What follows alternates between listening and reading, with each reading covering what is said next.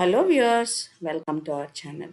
ఈ వీడియోలో పచ్చిమిర్చి టమాటా ఉల్లిపాయతో చట్నీ ఎలా చేయాలో చూద్దామండి. నోరు బాగాలేనప్పుడు, జ్వరం వచ్చినప్పుడు తినడానికి నోటికి పులపులగా కారంగా చాలా రుచిగా అనిపిస్తుందండి.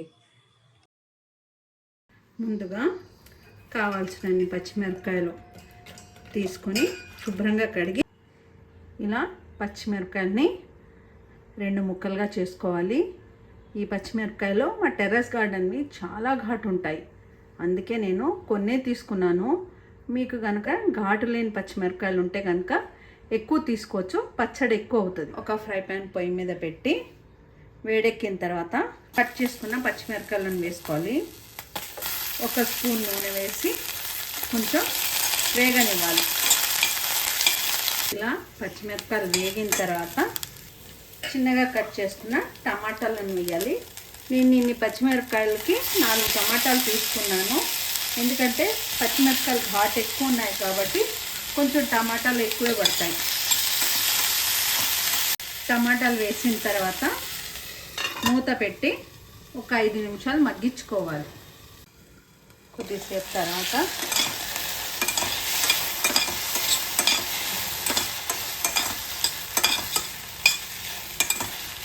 టమాటాలు కూడా మగ్గినాయి.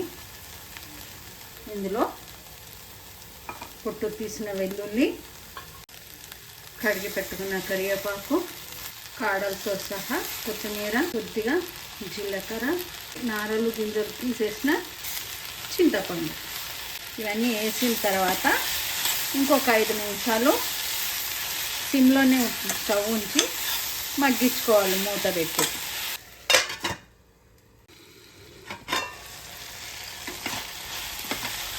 అన్నీ మగ్గిన తర్వాత సన్నగా కట్ చేసుకున్న ఉల్లిపాయలు కూడా వేసి మగ్గించుకోవాలి.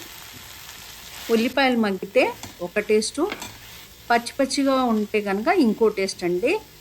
ఉల్లిపాయలు మగ్గితే కనుక 3-4 రోజులు నిలువ ఉంటుంది. ఉల్లిపాయలు పచ్చిగా ఉంటే తొందరగా పాడైపోతుంది. ఈ చట్నీ అన్నం, ఇడ్లీ, దోశ, ఊతప్ప, చపాతీ దేంట్లో కన్నా రుచిగా ఉంటుందండి. ఇందులోనే తగినంత ఉప్పు కూడా వేసేసుకోవాలి. చల్లారిన తర్వాత మిక్సీలో పేస్ట్ చేసుకోవాలి.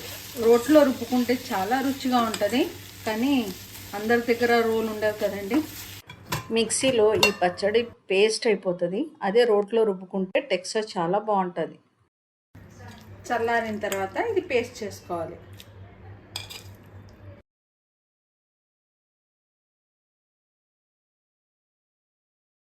ఒక ఫ్రై ప్యాన్ పొయ్యి మీద పెట్టి వేడెక్కిన తర్వాత కొద్దిగా నూనె పోసి నూనెను కూడా వేడెక్కనివ్వాలి. నూనె వేడెక్కిన తర్వాత కొద్దిగా జీలకర్ర, కొద్దిగా ఆవాలు, కొద్దిగా శనగపప్పు, వెల్లుల్లి, కరివేపాకు వేసి స్టవ్ ఆర్పేయాలి. నాకు కారం సరిపోయిందండి, అందుకే ఎండుమిరపకాయలు వేయట్లేదు.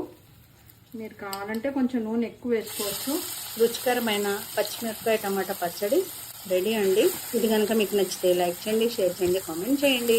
మొదటిసారి కనుక మన ఛానల్ని చూస్తుంటే ఛానల్ని సబ్స్క్రైబ్ చేసుకోండి. Thank you once again for watching our channel.